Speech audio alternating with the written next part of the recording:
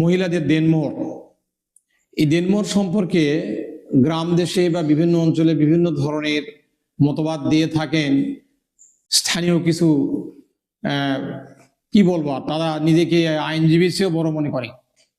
যেমন ধরেন, একটা মহিলা তার স্বামীর অত্যাচারে অতিষ্ঠ হয়ে স্বামী তালাক করলেন।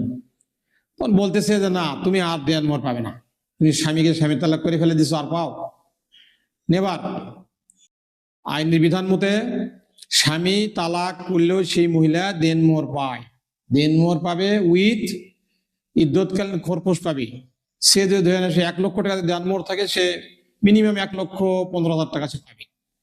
এটা হচ্ছে দেনমোহরের আইন। আর আরো একটা কথা এর সঙ্গে আমাকে বলতেই হয় আপনাদের জ্ঞাতার্থে, যে একজন মহিলা একজন পুরুষের সঙ্গে বিবাহ বন্ধনে আবদ্ধ হয়ে কোনো তালাক হয়নি, কোনো পক্ষেই কোনো তালাক হয়নি, তারা ঘর সংসার করতেছে, কোনো সমস্যা নেই। ওই মহিলা যদি ওই স্বামীকে বলে যে আগামী কাল থেকে আমি আমার দেনমোহরানা বুঝা না পাইলে আমি তোমার সঙ্গে এক ঘরে শোব না, আমি ভিন্ন করে অন্য ঘরে শোব, ওই পুরুষকে ওই দেনমোহর দিতে আইনত বাধ্য। তালাকে হওয়ারও প্রয়োজন নাই, কোনো কিছু হওয়ারই প্রয়োজন নেই। এই হচ্ছে একটা দেনমোহরের বিধান। আর ওই মহিলা আবার অন্য কোনো মহিলা যদি তার স্বামীর সঙ্গে বনিবনা হইল না, হয়তো তাদের মধ্যে অনেক বিরোধ সমস্যা, ভাগ্যক্রমে ডিভোর্স হয়ে গেল, একতরফা কিন্তু হইতে হবে, একতরফা, খোলা নয়। খোলা তালাক সেটা ভিন্ন জিনিস, ভিন্ন ম্যাটার।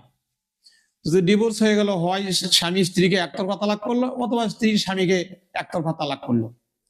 এটা করার পর যদি ওই স্ত্রী বা ওই মহিলা অন্য কোনো পুরুষের সঙ্গে বিবাহ বন্ধনে আবদ্ধ হয়, যদি আবদ্ধ হয়ে বলে যে আমি মামলা চালিয়ে যাব, আমি তার দেনমোহর আমি আদায় করেই ছাড়বো, আমি দেনমোহর নেব, সে 16 আনায় দেনমোহর পাবে।